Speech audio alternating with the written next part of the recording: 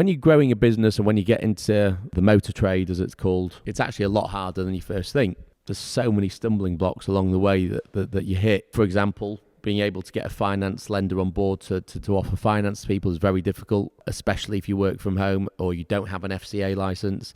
We now obviously have an FCA license, but that's a long, expensive process to put in place. That was a big challenge. And then once you grow to a level where you need additional finance to fund your stock purchases, you can get more stock to sell.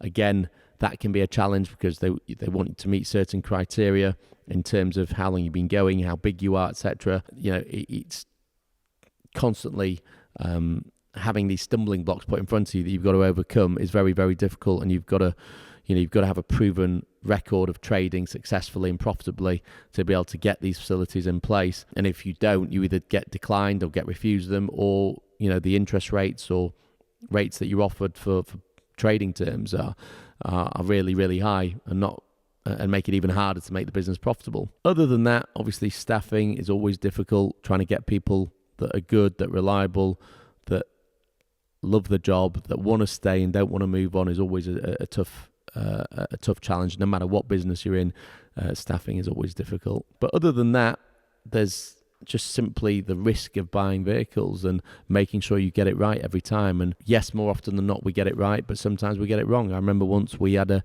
customer defrauded us for £40,000 on a cloned Range Rover in London, which I lost £40,000 on that, and there was no way of getting it back. The bank couldn't trace the money. He had fake ID, fake company, everything was set up, and we learnt the hard way. We're now even more stringent on getting all the checks we do in place to make sure that doesn't happen again.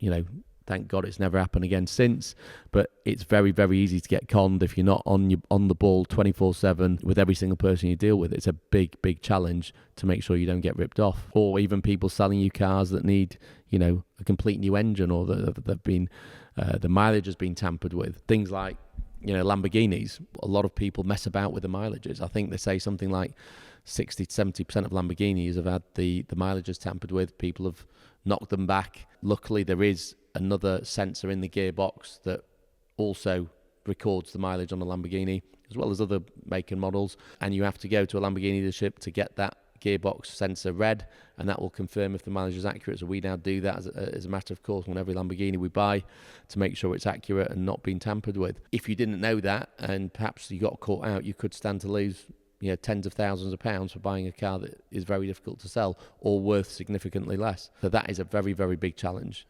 Just making sure you buy stock right and not get it wrong and not make a big mistake that's going to cost you tens of thousands is the difference between making a profit and losing a lot of money very, very quickly. And then, of course, there came the whole time of COVID. COVID was very profitable for a lot of businesses, as it was for us when it first kicked off and prices were rising, and stock that you had in within 2 or 3 months was worth a few £1,000s more than it was 3 months ago. It was great. But then towards the end of COVID, going into 2023, it was awful.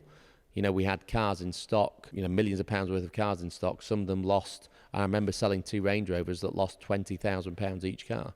£20,000 a car. That can be the difference between, posting a profit and a massive loss, because just to stand still, and even if you don't sell any cars, you've got to pay your overheads, you've got to pay your rent, you've got to pay your rates, you've got to pay your VAT and your corporation tax and all your advertising costs and your staff, etc., etc. Those costs don't go away whether you make money or not. You've got to pay them. When you're then selling cars, they're not only not making money, but are actually taking big, big losses. It's heartbreaking, and it's very, very difficult to then come back from that. And you've got to be in a very strong position financially to be able to not only withstand it, but come back from it and get yourself back into profit.